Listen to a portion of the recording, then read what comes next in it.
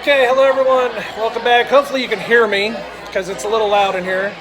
I am here with an interesting human being, Mr. Mark Sargent.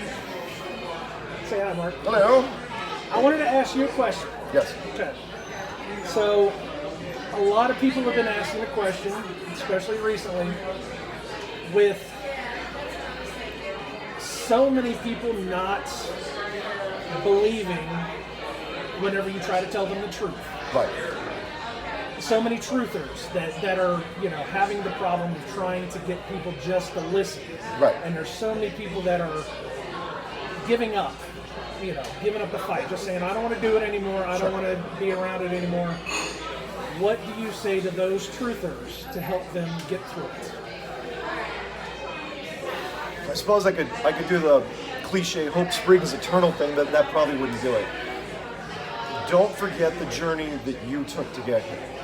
Meaning, the big downfall of Flat Earth is that everybody that gets into it, they have this journey between not believing and believing. And when they get to believing, they forget all the time it took to get there and all the steps that it took to get there.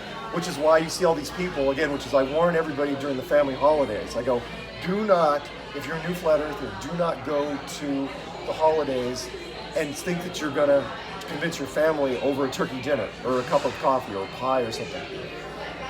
That's the biggest thing. So don't forget perspective. That's the, of course there's going to be some high moments and low moments and everyone gets down sometimes, but everybody's different. It's not your job to convince people. It's not your job to persuade people. Your job is to plant the seed and let it take its course, one way or the other. If they're curious, you'll know, because you'll tell them, like, hey, there's a topic I want you to look at. 2 weeks later, 3 weeks later, maybe even a month later, they'll come back to you and they'll say, hey, I got some questions for you. I'm not saying I believe in it, I've got some questions, and that's all that's worth it. It's the most unsatisfying part, thinking that you are going to convince me. Everyone wants to sit down in front of family or friends and coworkers and say they want that lights on moment to happen right in front of them. It never, ever, ever happens. So just remember perspective and remember the journey.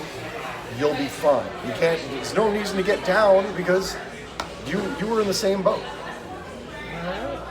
Well, thank you very much. It was nice meeting you. Nice meeting By you. the way, what was the best year for movies? 1984, 1999.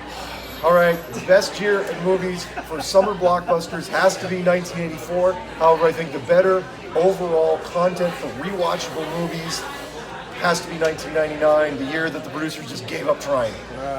So the only reason I asked him that is because I had one of those moments where I was like, this is Sean, by the way. This is the guy that did all this.